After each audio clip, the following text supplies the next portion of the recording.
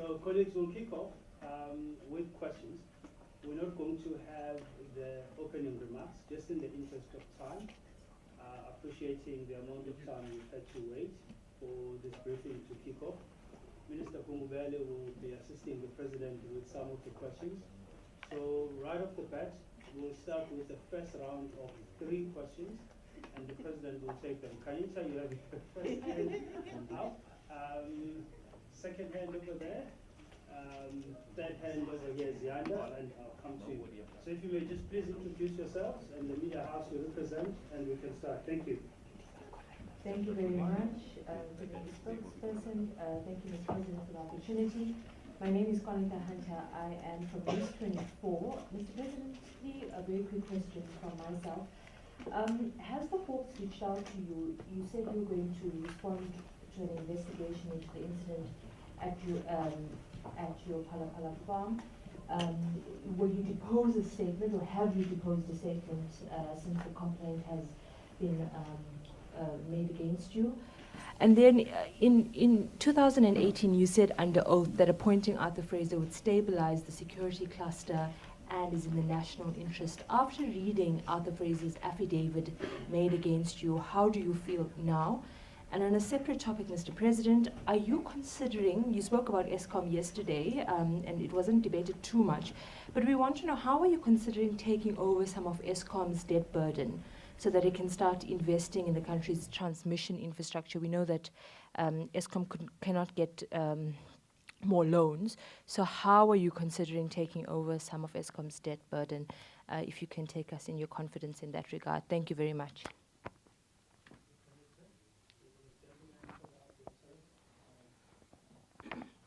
Chris.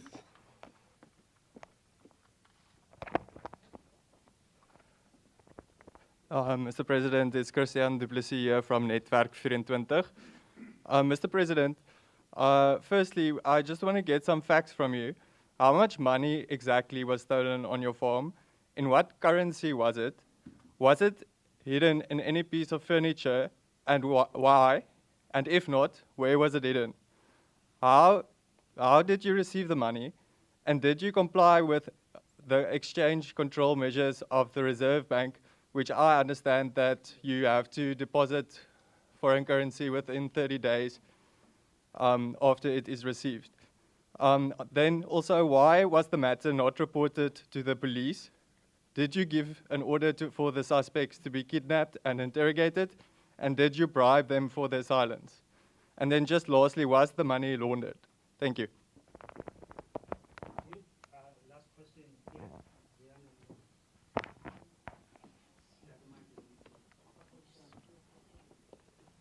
Okay, Zianda from News from Africa. Mr. President, we know you to be someone who is about process, and you've also said that you understand the criticism about you sometimes being seen to be indecisive because of process. However, Mr. President, my question to you then becomes, why did you then choose to suspend the public protector before judgment was handed down regarding this impeachment process? Because it would seem that you did it only after she had indicated that her office would be investigating the Palapala farm robbery. And Mr. President, I mean, if you are formally charged for what is now termed as Farmgate, for any wrongdoing or for having contravened any law, will you be stepping aside your political conscience? Will you be doing that?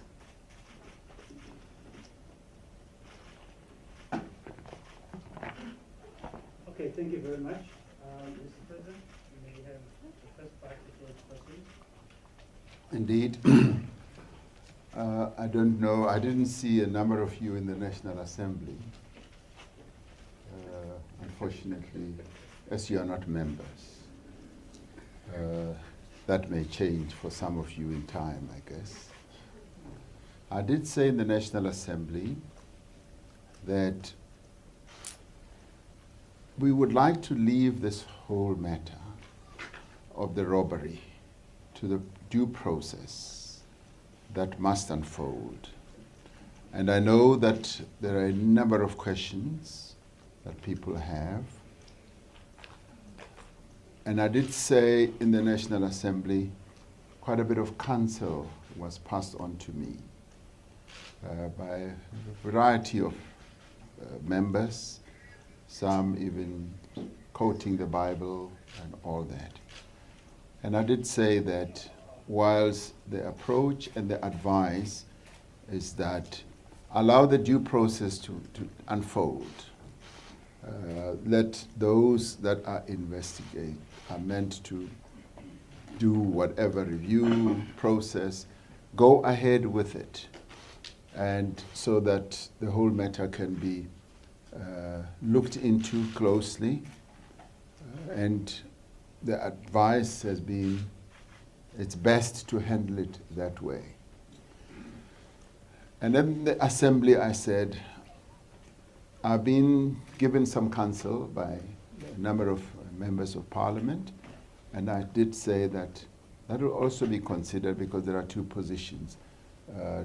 Do what every one of you who has asked a question and outline everything, and the other one from a more different position is let the due process happen as regards things like, you know, was this laundering of money?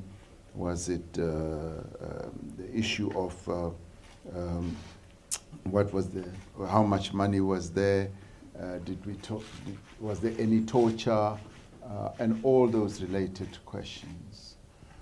So I'd like to hold on to that whilst I give consideration to the positions that we have also put to me in the National Assembly. And I do that with respect because, as Sianda correctly says, that I'm a process person, the process must unfold. What I will, however, say, if I were to be charged, yes, the processes in the governing party have to unfold in the ANC. As you well know, I have offered to go myself on a voluntary basis to the Integrity Commission, and I will be seeing them. The date is yet to be set. And I felt that following the 54th conference, where conference said, if there are allegations against any one of us, we should present ourselves to the Integrity Commission and not wait to be called. And I have opted not to be called, but to go there up front.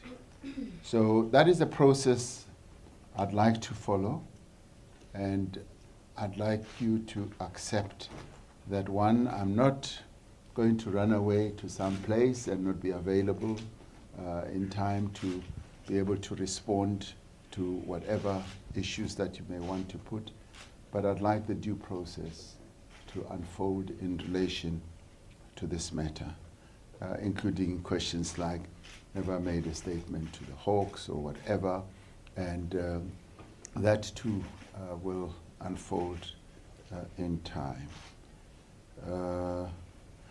In relation to Juanita's question about Arthur Fraser was the Director General level, the SSA.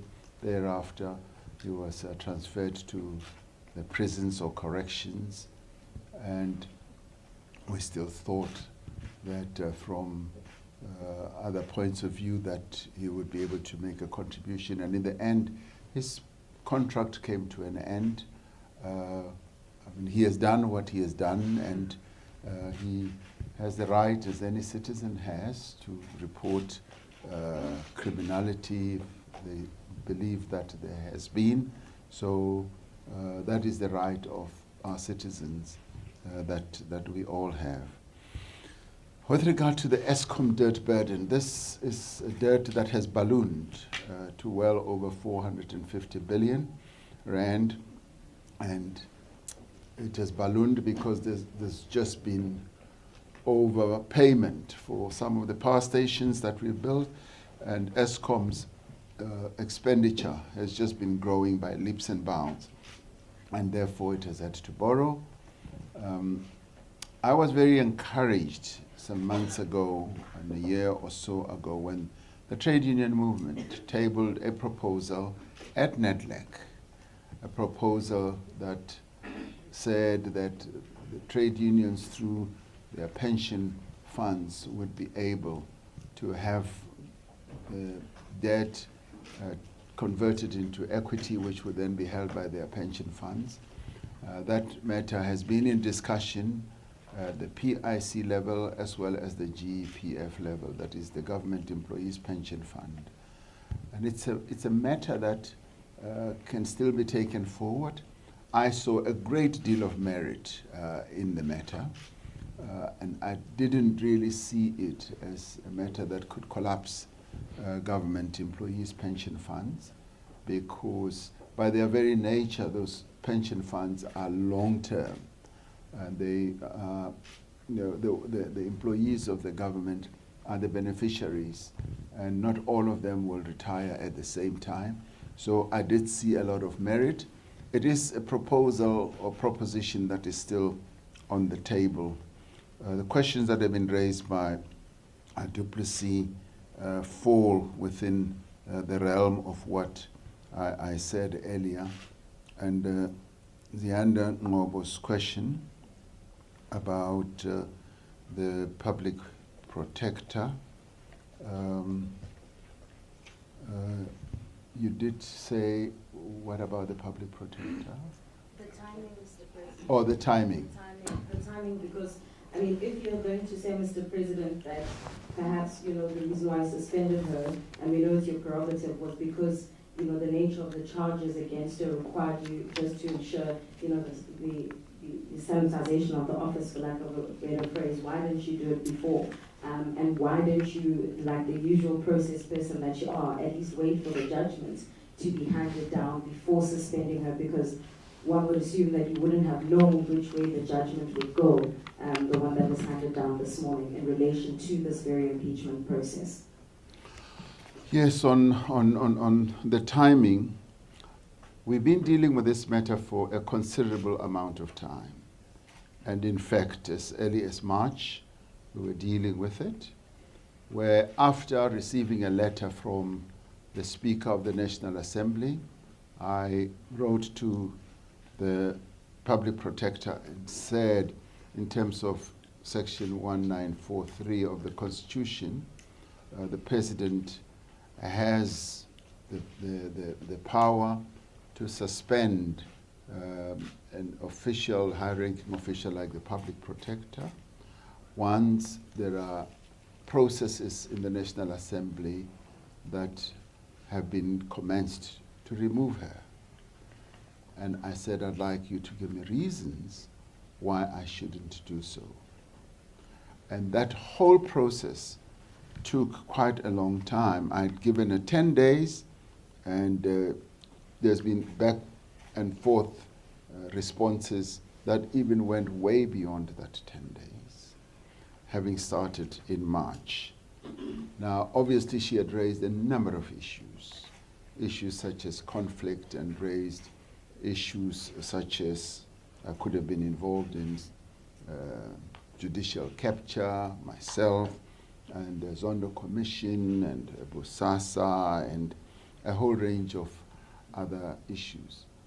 And I took her representations and analyzed each one of them, and wrote back that I thank her for the representations that she has made as to why she shouldn't be suspended.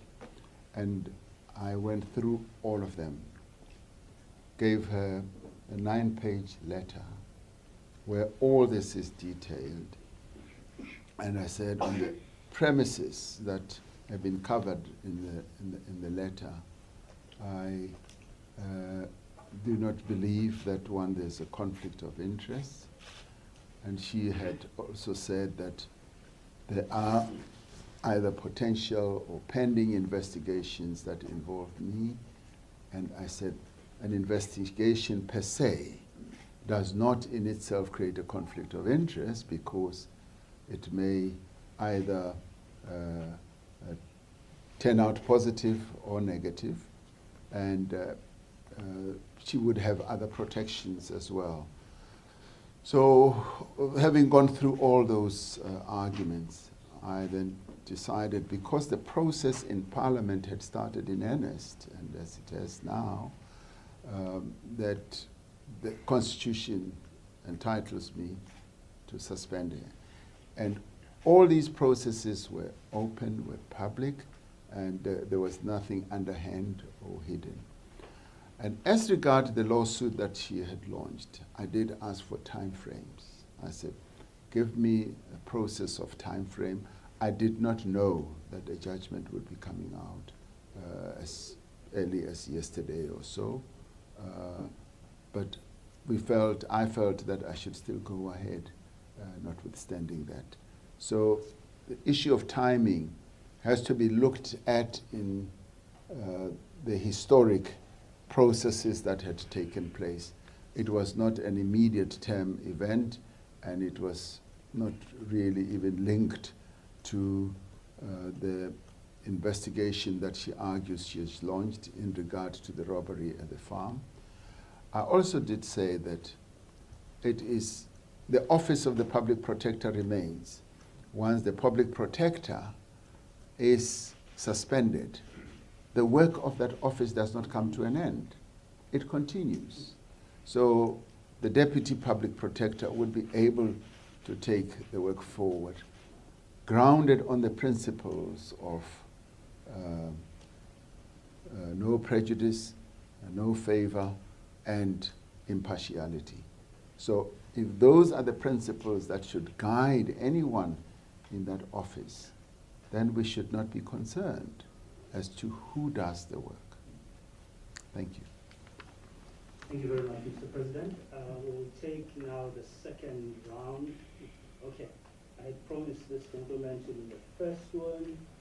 The gentleman in the gray suit, ENCA. I've noted the other hands. I'll start with you when you go for the third round. Please.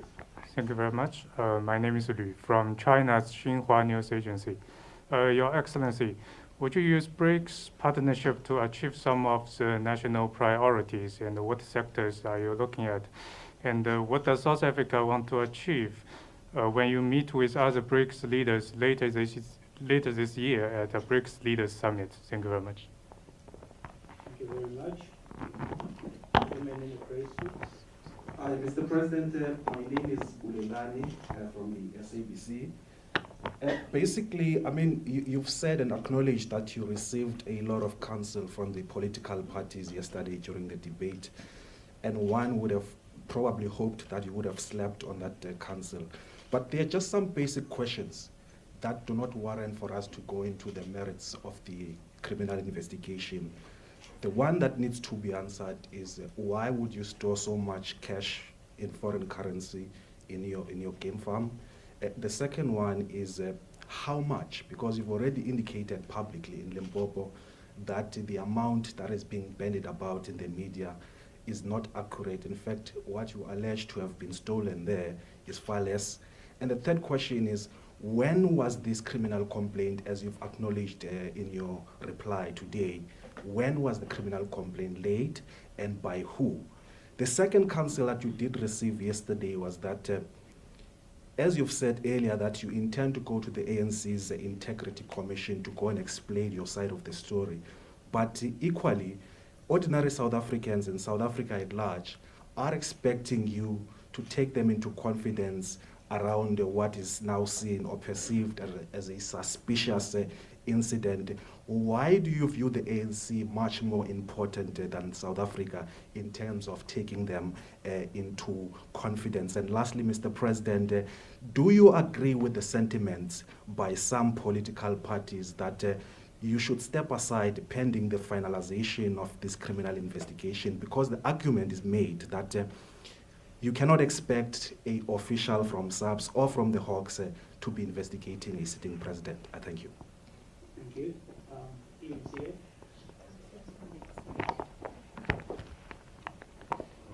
Mr. President, good afternoon. Lindsay Dentlinger from ENCA. The details of the crime notwithstanding, could you clarify why you would not want South Africans to know that you yourself were a victim of crime? And secondly, the Namibian president this week said he didn't do you any favors in the wake of reports that you might have asked for a diplomatic assistance to keep the crime under wraps. He also said that you have a relationship where you call each other up, you don't speak through aides or any others. Can you clarify whether indeed you did call him at the time and ask him to help keep this under wraps? Thank you. Thank you. Yes.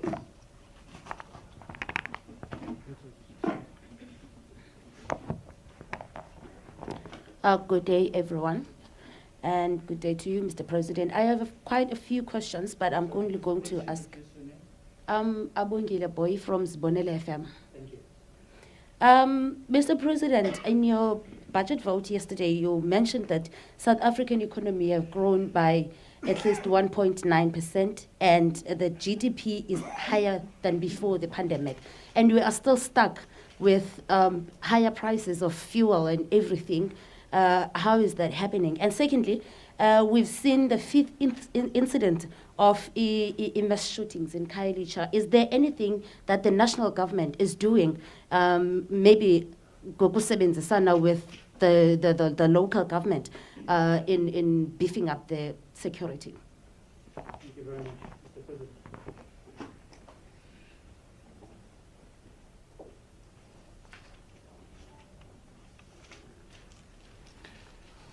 On the question from Xinhua News,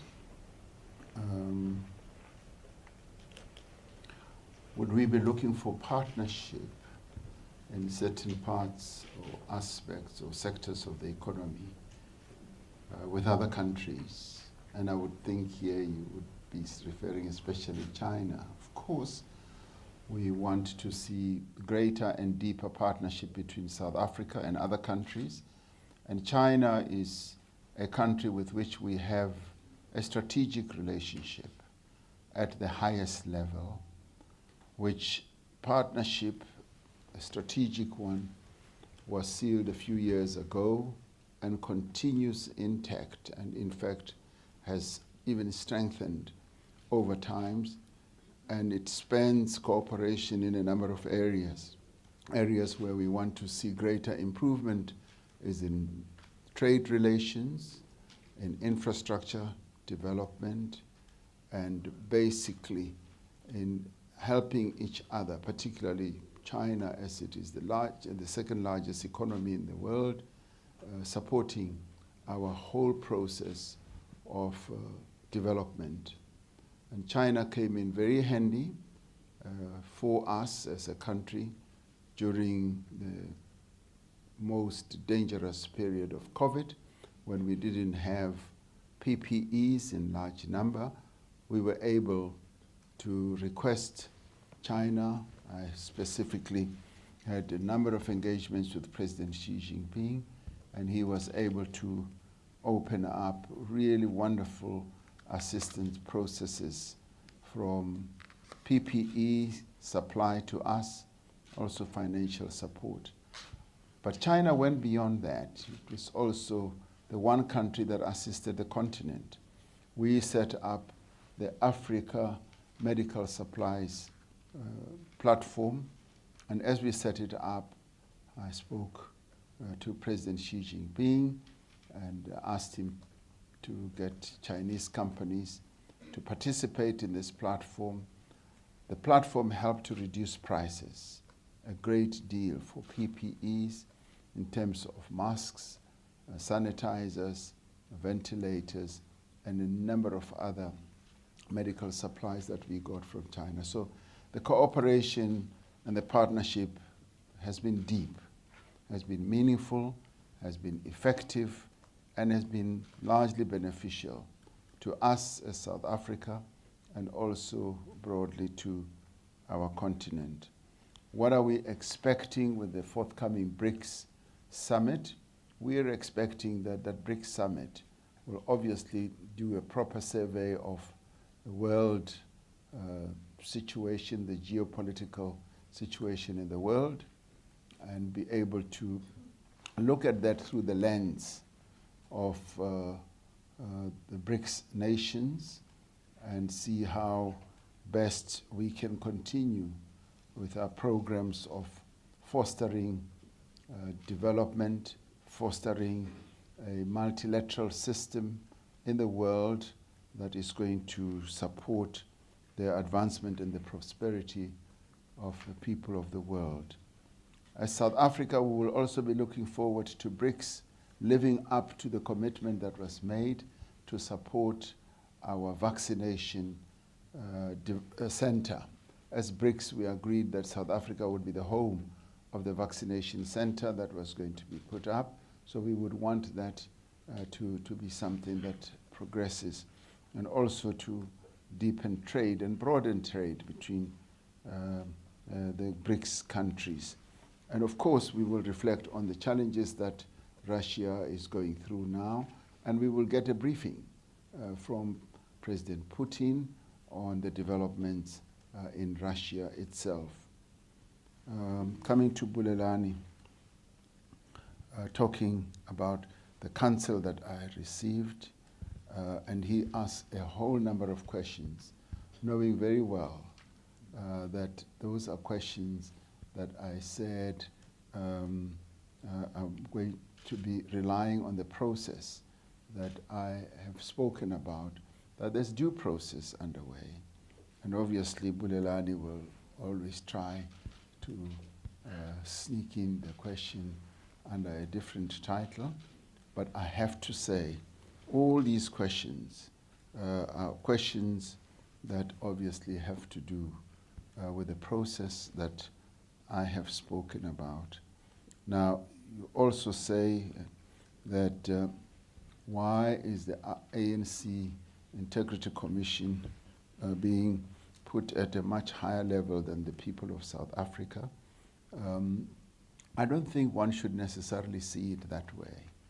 One should see it in a way where the ANC, which is the party that deployed me and the work that I do, has a formal structure, which in terms of the conference that has given me my marching orders in terms of the work I do, I have to go and explain myself to, and I don't think one should look at it as either or type of situation.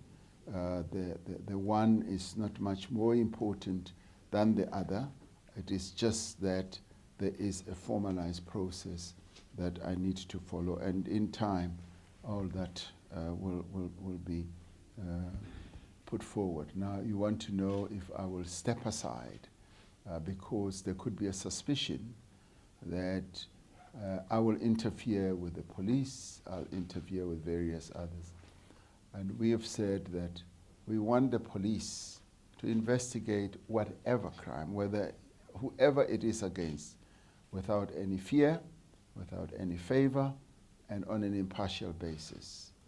And so if I were to say I'm stepping aside on that account, it basically means that I am confirming that I interfere in the investigative processes, which I must say I don't. And if I were to, it would be demeaning to those officials who work in those structures, because it would mean that they are not able to do their work on an independent basis, and it actually just destroys their own confidence because they will always forever be fearing that they may not follow things up properly because so and so is involved. Because we do need to free our various agencies and expect that they will act as fairly as possible. Just like what I said earlier about the public protector, it is the office that really matters.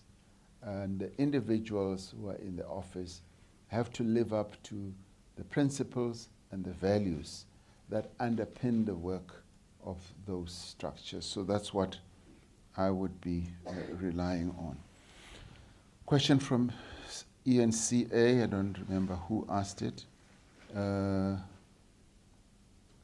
Why should South Africans not know? Because I was a victim of a crime. It is part and parcel of what I have said about following due process. Similarly, the question of Namibia, I don't know what the president of Namibia said. What is correct is that, yes, the presidents in SADC and elsewhere in Africa, you could say we are on speed dial about various matters that happen in our region.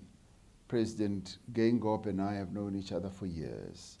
And so we speak to each other regularly on a number of matters, security and otherwise and so forth. So the one that you've specifically asked is part of that due process that we were talking about. The question from Abongile Boy, yes, we've seen the GDP growth of 1.9%, and we've also seen 3% growth in fixed investment, which is precisely what any economy would want to rely on for continuing growth. However, as you correctly say, we are seeing higher prices, and the higher prices are given rise to a number of factors that we have no real control over. For instance, the imports that the majority of the imports is fuel. So we are dependent on fuel that we import from other countries. And when the price of oil goes up, which is almost today, I'm told, at $122 a barrel, it basically means that we will feel the effects of it. There was a time, Abongile, when the price of crude oil went to about $140, and we would have seen a price rise at that time. And we obviously forever hope that the price will taper down as the price of oil comes down. And you might recall that the price of oil has come down to as low as $40 per barrel. Now it is at astronomical levels, which is a major concern. That is why government has taken the measures that it has taken to lighten the burden and to take away the effect of the blow of these price increases from the ordinary consumer and drivers. The price of foodstuffs has also gone up, and that I think you could ascribe to a variety of reasons. I think last year prices of potatoes went up because there was too much rain and potatoes started rotting. And so our food prices gyrate up and they come down again. And those are factors that government per se cannot control. The issue is, what are we doing about it? The central bank itself responds to some of these by dealing with the instrument that they have at hand, which is interest rates. And on the government side, recently you've seen us respond, as I said, by dealing with the price of fuel and releasing strategic stock so that we are then able to assist those who rely on buying petrol. Mass shootings in the Western Cape here, it's a matter of great concern to us. Are we going to beef up security, working together with the local government? Of course. We will always look out for ways in which security can be beefed up. Our focus on security is part of our broader reform processes, where we would like safety for our people, where we would like to reinvigorate structures such as the Community Policing Forum and make our police men and women much more professional, being able to serve the people of our nation with great commitment. Thank you. Thank you, Mr. President. we'll come to you, Madam. The microphone is over there, so can the colleague please shoot off with the question? Hi, good afternoon, everybody, colleagues, and Mr. President. Thank you very much for attending the opportunity to attend this very important briefing today. I'm Audrey Senekal-de-Wet. I'm the editor of Business Report. Therefore, Mr. President, my questions are a little bit more business-like. It is regarding the recent ComAir liquidation. I would like to know from you, Mr. President, why is government letting big companies fail because of a lack of funding, but support government firms like South African Airways? So many big firms with thousands of jobs have collapsed as government won't step in. Isn't it an uneven playground and anti-competitive? And then just the last question, how will government ensure that infrastructure is sufficient to support our exports? Thank you very much. Thank you very much. Can you have the mic come down here, please, colleagues? Is it right? Yeah, that should be fine. Okay. Please proceed. Thank you, Mr. President. Linda Insel from Business Day. Just following on the last question, mining companies and obviously the fiscus is losing billions of rand because of the constraints on exports of commodities. Apart from what Transnet is doing, is government taking any action to alleviate the situation? And the second question... Just to repeat. Sorry. It's a sign. It's a fountain pen. Dry and dry. Okay.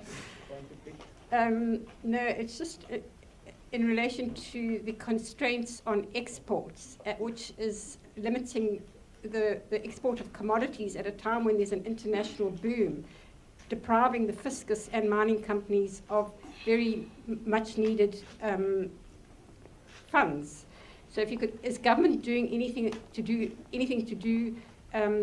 alleviate the situation, or are you just leaving it to Transnet? And my second question related to Farmgate, not about the process or nothing about the claims, but your reaction when you read reports about the complaint. How did you feel? Were you shocked or nervous, or maybe you can just elaborate? And then just finally, on the 350 Rand grant, beneficiaries haven't had it for the last 2 months. Is government doing anything to hasten that payment? Thank you. Thank you very much. Can we go over, please, to according to the topic? Yeah. Good afternoon, Mr. President. Marianne Merton from the Daily Maverick. Quick one. How would you feel about your legacy if your legacy were to be the president who stuffed Forex into sofa cushions? But on a more serious note, with regards to your social compacting negotiations, how are they going? Your budget vote speech yesterday seemed to indicate that things are tense and possibly at a tough moment.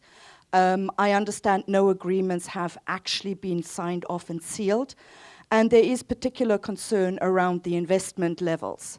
While 1.2 trillion investment over 5 years is quite close, these investment levels show that really not anything new is coming in that would be part of a social compact from business side. So investments over and above what is already been counted on. Thank you. Sure. One more question. Gentleman in the black. Thank you so much. Good afternoon, President. My name is Sibonga Shoba. I'm employed by the Sunday Times. Mr. President, this matter is not going to go away. These are very serious allegations that have been made against a man who campaigned on an anti-corruption ticket, who spoke of the new dawn. And right now, it seems as if you are not. Some people may reach a conclusion that you are not living up to that promise. And the more you try to avoid it, the more it's going to explode. Because you are not going to respond to our questions related to this matter, maybe I should ask you, Mr. President, what do you say to a South African who now has a president who is being accused of being a potential money launderer, a tax evader, and someone who stuffs money in furniture. What is your message to that South African? And what do you say to them? Okay. Cynical debate about Come. Why are we allowing companies to fail? It's a very good question. And you also then attach to that, we, however, support other companies through various means and all that. That's a very good question.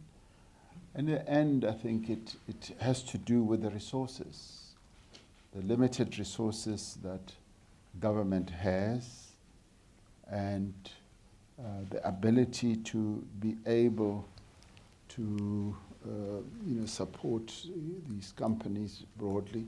With state-owned enterprises, we usually just issue guarantees, but of late, we have actually had to sign checks, particularly for SAA and as well as Eskom. But it raises a very important question. I've seen it happen in other environments, in other countries, where when companies fail, they take a view that's too big to fail, particularly when it happened in the US, and then they just printed money and made sure that the auto companies that were about to fail, the banks that were about to fail, bankrolled. And that bankrolling also meant that these were almost like loans which they had to pay back. And because they are very big and they are big cash generators, some of them have been able to pay back those monies. But you're raising a very important question. In the end, for us, it would depend on whether we have the resources or not to be able to give a level of support to a variety of companies. It also raises the question of the type of role we want to play as the state. Do we want to play a much more activist role and support, say, companies that may either be facing failure, but you could extrapolate and go even further or higher. What we did do with the auto sector was to give the auto sector massive support. And the auto sector has become one of the, if you like, crown jewels of our economic or business capability. We export well-made vehicles to Germany, to the United States, and we even export skills from here. South African workers are sometimes exported to a country like Germany to go and teach the German workers how to make a German car like a Mercedes-Benz. And from an IT perspective, our IT in some of the companies we have, like Mercedes or BMW, is at the cutting edge. And the auto sector came to be what it is because it was supported. And we've therefore attracted many original equipment manufacturers from all over the world. They are here, largely on the back of the support that government has given to those sectors, to that sector. And I have been saying government needs to be more activist. It needs to look at various other sectors that should be supported to retain jobs, to create jobs, and through support measures that could range from either tax holidays, that could range from subsidies, that could also include grants, R&D allowances and all that. We could move to another level of real economic growth. The auto sector sustains more than 170,000 jobs. But more importantly, what it has also yielded for us is the creation of your other components manufacturers. And a number of black players are getting into that sector. So much as one looks at it just as supporting the auto sector, it's all-encompassing, and it supports more broadly. But you're raising an important question, that in the aviation sector we possibly have been supporting maybe 2 or 3, which are state-linked or state-owned. Could there have been a need to look beyond that? It's a question that we've got to look at. It is always not a good thing for companies to collapse and lead to the destruction of jobs. We need to retain jobs as much as we can. I've been saying to my colleagues that we need to be more industry focused as government, look at every industry and know every industry in a microscopic way, and know what moves and shakes particular industries. And we should not just be at the top level. We should almost be like analysts who will know how every industry functions and be able to compare not only continentally but globally, and look at how each one works so that we can understand what the challenges and the needs of each type of sector that we've got in our economy. And I'm hoping that we will move in that direction and be able to be more activist and be more supportive, whether we own as government the entity or not. It should be seen as a South African entity that requires support. The support could be regulatory, it could be a whole range of, it should be like, nurturing every sector of our economy and keeping a very close watch on what should happen in every sector. Now, I was talking too much. Now, I wrote here sufficient support. The other part of your question was? Infrastructure, yes, I think, yeah. Infrastructure support, particularly for our export-driven industries. This is what we are focusing our reforms on. When Treasury came up with a paper on network industries and urged us to foster reforms around that, we then set up the Vulindlela operation, which is joint with Treasury and the Presidency. So our reforms are focusing on that because we've done a proper analysis of those network industries, particularly how our ports function. Our ports have declined quite considerably.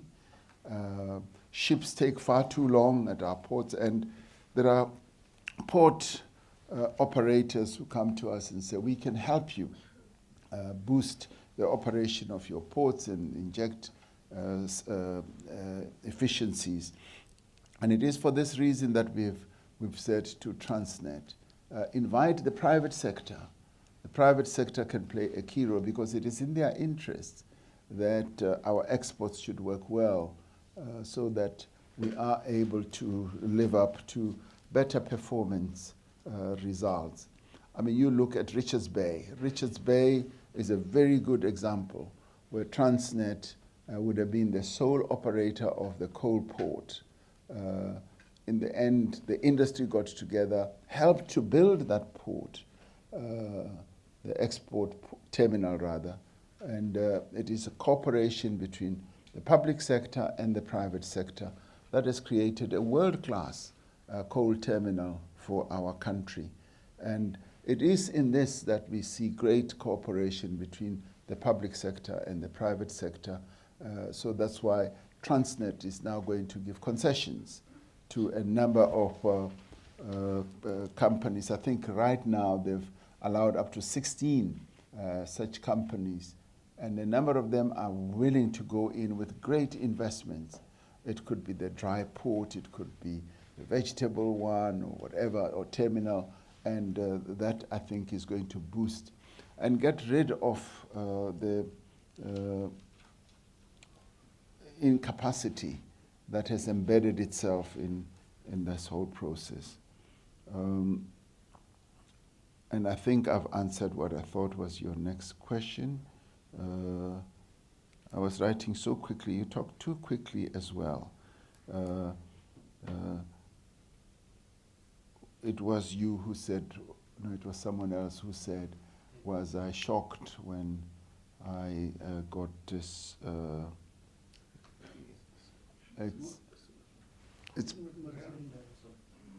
yeah, it was you. Yeah, it was you. Well, when it all came out, I mean, yes, of course, you say, what is this? But then again, it is part of that whole process when we will want to allow the process to unfold so that we're then able to respond more broadly. On the 350, the grant, you asked a specific question. I just wrote 350. Yes, there's been hiccups in the administration of the grant. So for April and May, the people haven't been paid Precisely, the 350. So what's happening on that front? Thank you. There were problems, and let me say, when this whole 350 grant started, I quite got involved with the officials and was very concerned right at the beginning and kept asking them, how are we going to be able to pay this amount? And they said, President, we're working with a number of service providers, and in the end we might have to do it ourselves, and it really concerned me at the time. And then the application started coming through. It was 6 million at the time, and I kept asking, will we be able to pay? They said, President, we are able to pay. We've inaugurated a new system. From scratch, we will be able to pay. People who have cell phones will do this and that. They'll get the number and so forth. That seemed to work flawlessly. And people some of them needed to have bank accounts. Some of them could get the money through their phones or something like that. Now, with the second iteration, when we were no longer under COVID regulations, we found that we needed now to do it in a new way, where we would largely bring in the banks, bring in the post office and a post bank, and that started the delays that have ensued.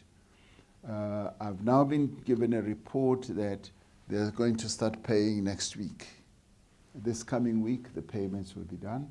And there will be backdating because our people have been relying on this. Wherever I have gone throughout the country, people talk about this 350 as they see it as a great assistance intervention. And I think you had also raised issues about the constraints of the ports, and I hope with my earlier answer I did cover that as well. Marianne raises the issue of the legacy. Marianne, it is part of what we have to deal with.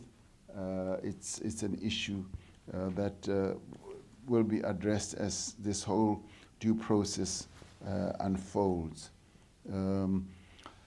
Yes, the social compact process continues, and I'm glad to say that the various parties are crunching down, looking at how we can drive the process to arrive at a compact, and if not a complete wholesome compact, because the other view is that maybe I gave them too short a time. 100 days may well have been too short, much as we've said it is working days. So there is a lot of pressure. And one of the reasons why one put it at 100 days was to exert pressure on the key role players, that the country wants to move, and you are the key role players, get on with it and arrive at a compact. So they are due to report to me, and I will see what comes out of that report. Bilaterals are being held, and of course there are challenges. Challenges because all social partners obviously have the issues they want to be addressed, and those are issues that have to be arrived at. And the investment levels, that some of the investment commitments are not new. I don't know what that means, because does newness mean some of the investors are not putting up new factories? And of course, if that is the case, that is a great benefit. But some of them are basically saying to us, we're going to invest X billion amount of money, we're putting up a new line of making new cars, different cars, and it's going to lead to employment. It will work on the infrastructure that we have, and we are going to build a new car that we are going to export while we continue with the line that we have. The other day I went to Brics, the brick makers, and they had committed to investing $1 billion and more. And when I got there to open their factory, they said, President, that is our old factory. The money that we committed has built this new factory, but it's linked to the old one. And we're now going to revamp the old one, and we will have 2 factories. And both of them are going to produce more product, and we are going to employ more workers. So to me, that's neither here nor there, as long as the money is invested. When companies invest more money, what usually follows in my little knowledge of the business world is that when you invest, usually jobs follow that type of investment. So people get stuck with, is this new money going into new investment or same old investment? I think we should not, be focusing so much on that. We should focus on, is new money coming in? When new money comes in, jobs follow. And it has a multiplier effect. And once jobs are created, other multiplier effects follow. Livelihoods are improved, either more tax, VAT, or otherwise. And so the multiplier effect becomes quite handsome. Shoba asks, these questions will not go away. I'm not living up to my promise. We did say that the due process also needs to be observed.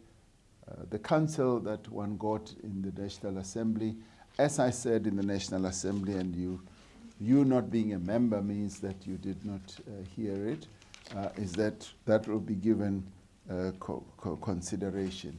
And yes, of course, the people of South Africa are entitled to know that their president is, one, going to follow due process, and that's, Shoba, what many people are saying.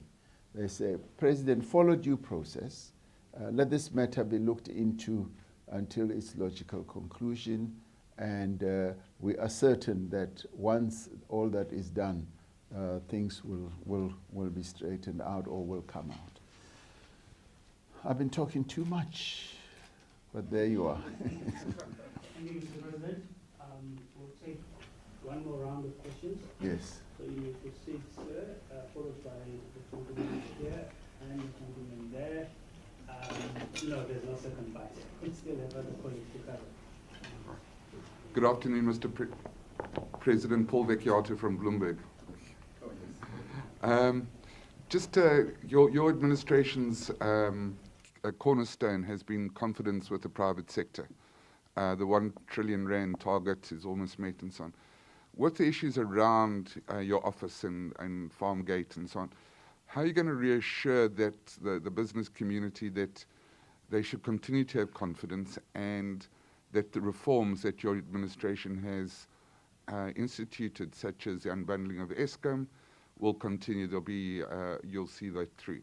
And then secondly, on Brics, the Brics summit coming up, would South Africa be in support of proposals to enlarge Brics? And there have been proposals that apparently Argentina and Nigeria should be included in Brics. Would you support the application of those two countries? Thank you.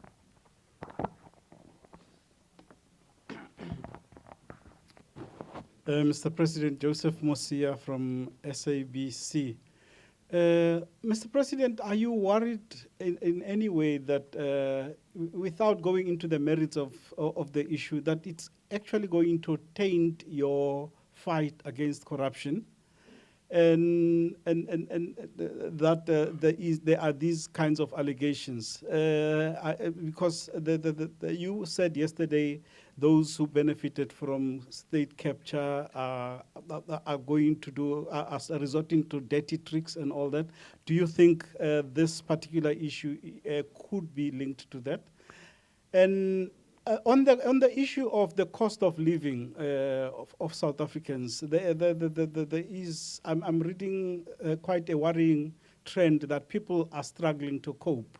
Do you think that the measures that are in place at the moment are adequate? Because many people, while they are not getting, while employment is not rising at fast enough levels, I know you said you were happy with the way it's going, but people are actually in reality suffering at the present.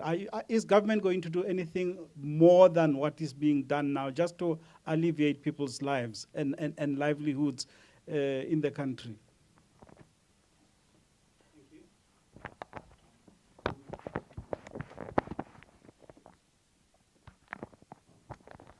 Good afternoon, Mr. President. John Eligal at the New York Times. Just a couple quick questions. First, given what you have conceded, what you have admitted to about the farm scandal, that there was money taken, that you reported to your protection unit, you've said that you did not do anything illegal, and taking you at your word on that, would you still characterize what you did as wrong? In other words, would you, if that were to happen again, do you think you should have handled it differently? Second question, how do you characterize the political implications of this? How will this impact your efforts to get reelected as ANC president? And do you believe that this is something that your political opponents have drummed up and orchestrated in order to undermine you, that it's something that they've blown out of proportion?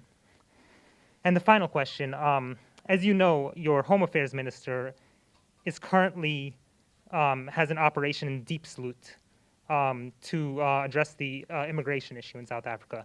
And what's been going on the ground there, is, as I'm sure you know, is they've been sending out immigration officers who've been stopping any and everyone, some of them South Africans, asking for ID, and if you don't have it, you can get detained, even if you're South African, unless you produce ID or can prove that you're here legally.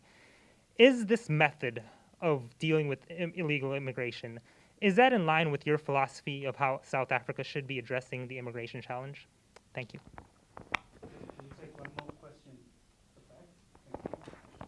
Good afternoon, Mr. President. My name is Tseho Lipule with Independent Media. Given that you said that you'll be presenting yourself to the Integrity Committee, will you accept their decision to ask you to step aside? And I've partly been covered by my colleague who asked whether you believe this will hurt your chances at the ANC's national conference at the end of the year. Thank you. Thank you. Start with Paul. Will what has happened have a negative impact on investment or blow the confidence of, say, investors? Like investors take their decisions based on a number of factors. They don't look at one issue. They look at a whole range of issues, country risk, infrastructure issues, the regulatory environment, and a whole gamut of issues. And when they go to their boards, that is the managers or the executives, they have to convince the board that we've looked at everything. And no doubt, you know, issues like how the governance processes in the country work, how the political situation and climate is and all that. So all that is taken into account and it's put in the washing machine to see whether it yields a particular outcome which will encourage a company to want to invest. So having seen how a number of companies have come forward with their investment pledges and investment commitments, I would imagine that, of course, they themselves will need to take into account a whole range of matters. But I don't think they take decisions and base it on one sole issue. So the one issue, yes, has to be considered together with many other issues. So in the end, I really don't think that confidence in investment will be blown. Will South Africa support enlarging Brics? It is a discussion that we are going to have. We have supported enlarging the membership of the Brics Bank, and that a number of other countries want to join Brics speaks volumes about the confidence that many other countries are having in Brics. They see Brics as a wonderful, forward-looking alternative to the current blocks that exist in the country, and people see Brics as a very attractive bloc, political bloc, economic bloc of formation in the world, and that in itself is something that is positive. So we will have a discussion, and we as South Africa have not yet arrived at a decision as to whether other members should be welcomed. And I think one should look at the admission of other members in Brics Bank as a wonderful stepping stone that could take us somewhere else. So I find that Brics is becoming attractive, notwithstanding the very challenging times that the world is going through right now. Joseph asks whether this will not taint our fight against corruption. Could this be seen as being linked to, either the state capture process? I really don't think so. But then again, that is a matter that needs to be discussed as part of the whole process. The fight against corruption is so important, and we need to stay focused, because the corruption that we are dealing with is corruption that in the end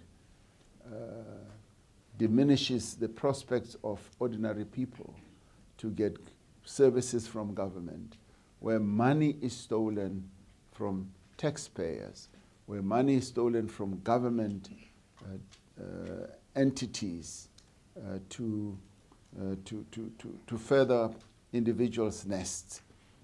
So that is what I believe we cannot weaken our resolve on. Cost of living, are the measures adequate? Joseph, the government supports 46% of South Africa's population every month through social grants. I know of no country right now on our continent that has such a massive and overarching support process to ordinary citizens of the country, where 46%, you take it that maybe we're 60 million, it's a huge number, close on to 28 million of our people who get support. You could say it's almost like from cradle till 18 years, and thereafter when you're facing the latter years of your life, and even when you're 18, you're then supported with NSFAS again until you so that the the impact of high cost of living is lessened. So your question is this adequate? Within affordable means, this is as much as I guess can be done right now. And we've even demonstrated that even in times of great hardships on ordinary people, like for instance, fuel price rises, we've even done the risky thing of saying we will subsidize, we will reduce, it is really a subsidy of some sort. The problem with subsidies is no sooner have you started them, people get used to them and they then steamroll and start going forward. So in our case, the problem is not our will and intention or commitment to support the livelihoods of our people. The problem is resources. And I guess if we had the resources that were sufficient, our commitment as South African government is to give our people a better life. That is what Nelson Mandela promised the majority of our people. And there are those who will argue nothing has happened since 1994, but then they don't begin to analyze and peel, cut this potato and see what is underneath it. On this African continent, I know of no country that supports livelihoods of 46% of its population. So we are held back by our resource poverty. Our commitment we have in abundance. Our intention we have in great abundance.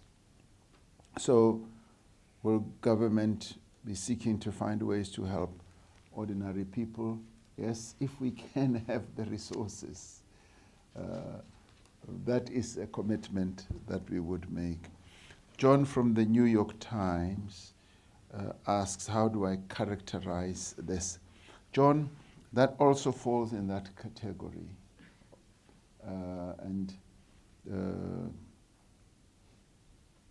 Almost said something else about the way New York Times raises questions, but you're raising a very sharp question. How do I characterize this? We should be able to address this as part of the whole due process. ANC conference, will opponents not capitalize on this and so forth? That, to me, is part of the whole process of looking at this. Diepsloot. Diepsloot has been a particular challenge to us. Our people in Diepsloot are the one who cried out and said, there are illegal immigrants who have come in and they have been participating in spades of criminality and so forth. So this was a deeply felt sentiment amongst ordinary South Africans.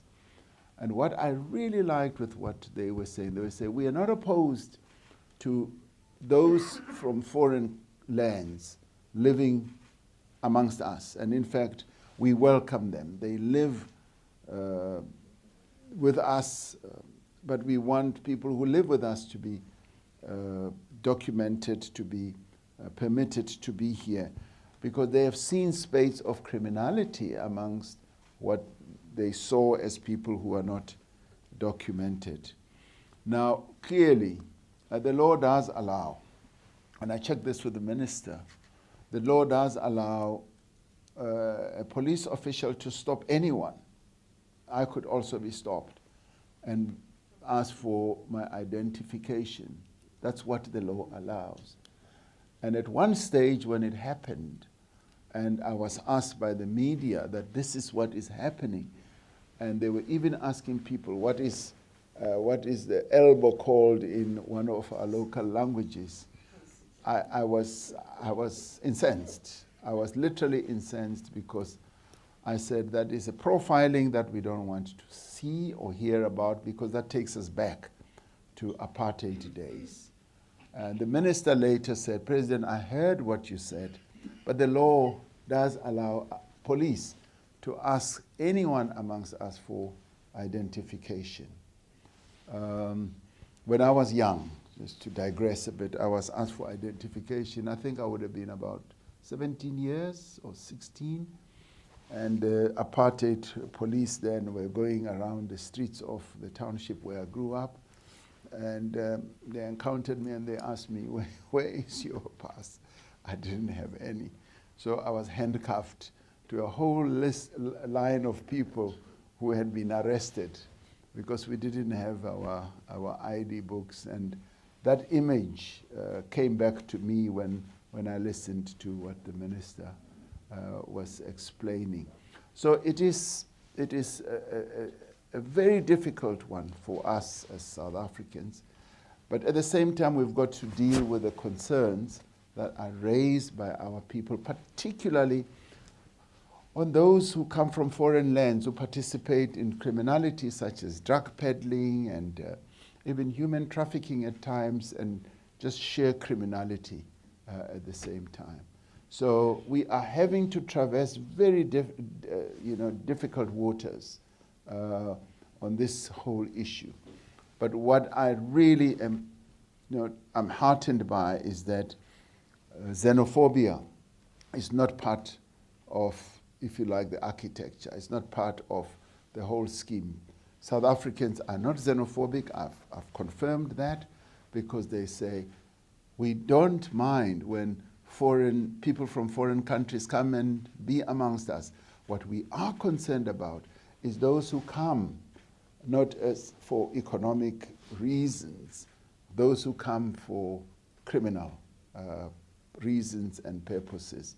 And of course, they do agree that the criminal justice system needs to deal with people like that. Thank you. Oh, yes, Tsecho asked the IC saying step aside. I don't know what the IC is going to say. And the IC, the Integrity Commission, will listen to the story and they have to take their own decision. So I cannot preempt what they are going to say. Thank you, Mr. President. We're going to take one last.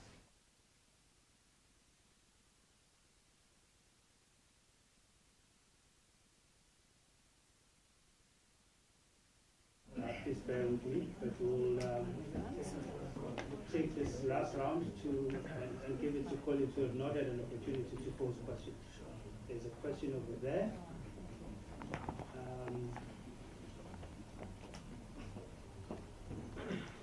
You already asked a question. If no one else wants to. No, if no one else, then we can finish it. Hi, Karen Scrimbier, BBC.